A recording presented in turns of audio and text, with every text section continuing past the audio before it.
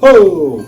Welcome to day 14th of the 2024 Disney Advent Calendar with me, Santa Zhane. Today we will be reading Ratatouille, a delicious duo. Let's begin our story now. Alfredo Linguini walked into his restaurant one morning to the smell of a delicious mushroom and cheese omelet. He entered the kitchen to find his friend Remy cooking up a wonderful breakfast for the two of them. What a great surprise! This looks really good, Linguini said. As they ate, Remy noticed his friend was quieter than usual.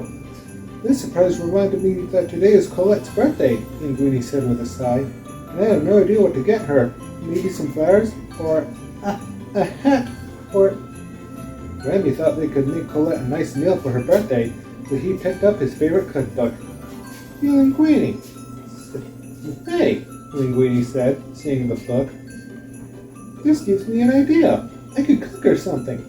I bet she'd love that. Remy sighed with relief, glad Linguini had figured out the same perfect birthday plan. Linguini landed on a recipe he thought even he could cook. Scoglio, a seafood pasta. Remy nodded and began running around the kitchen collecting the ingredients they needed. Whatever he didn't find, Linguini wrote on a list to take to the supermarket.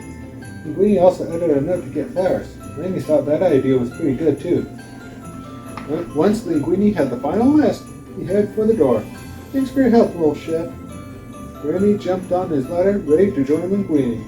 I really appreciate all your help, Linguini said. But since this is a special gift from me to Collette, I think I want to do this on my own. But when he got to the supermarket, he saw there were 10 ingredients needed. This for the pasta sauce.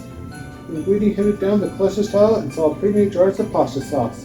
He knew Remy would never approve, but with so little time, he decided to grab a sauce and move on. Next on the list were some vegetables. The cookbook instructions had listed detailed steps for chopping and dicing and spiralizing, so he was happy to find a freezer full of pre-cut veggies. After the supermarket, Linguini headed for the fish market and flower stand by the river. The list said to buy fresh fish like mussels, scallops, or shrimp, but Linguini spotted a sign advertising live lobsters. That's as fresh as fish can get, Linguini thought. He bought the largest lobster at the fish market, quickly grabbed a bouquet of flowers, and was on his way. When Linguini returned to the restaurant, Remy was shocked to see that he had hardly followed the list at all.